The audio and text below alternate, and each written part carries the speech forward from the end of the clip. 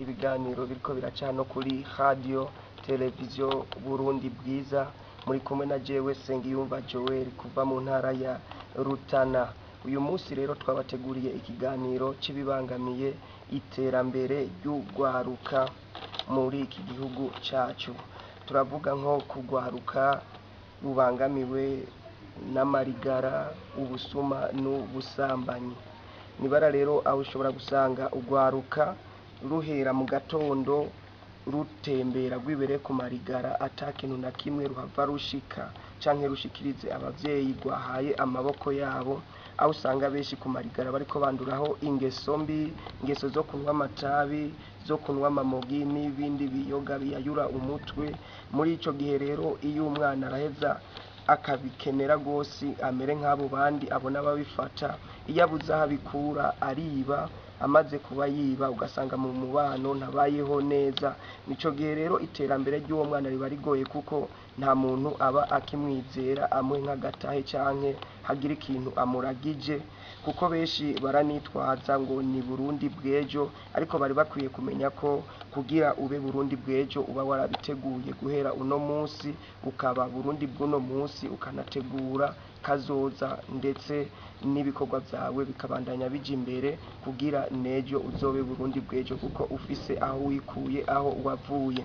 Hakaba n'abandi bakora ibikorwa mbere bakanaronka amahera, washima bakaronka n'imitahe ikuze, ariko kubera ingeso mbi canke ingeso babona mu kibano zabananiye kugendera, utwo duhera yarose arashobora kuca tujana mu busambanyi.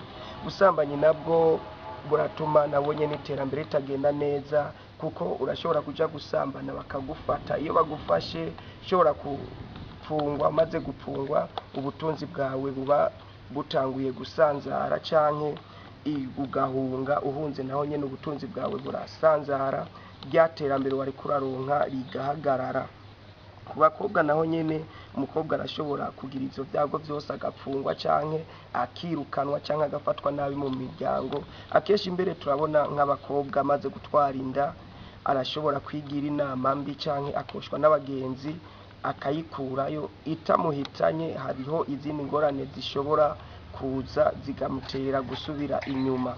Ndavuga nk'iyo imuhitanye iterambere ryiwe rirahagarara, canke iyo babimenye bakamupfunga, urumva ko ya murindi yarafise ariko arakora nawo nyene ugabanuka, canke naho ugasanga atanguye gufatwa nabi mu kibano, muhira baramuturubitse, atanguye kubaho yigunze, umenga noneho nta n'incuti agifise, naho nyene umurindi w'iterambere uragabanuka. Numva rero mu iterambere ry'urwaruka barakunda kuba bafyinisha ubuzima. Iyo udafise amagara meza, iterambere naho nyene ntirigenda neza, kuko atamagara nta nguvu ushobora kuba uronka.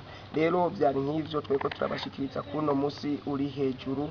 Ni ikiganiro kizokwama kiba umunsi nk'uyu nk'aya mango, muzokwama mugishikirizwa na jewe Sengiyumva Joel.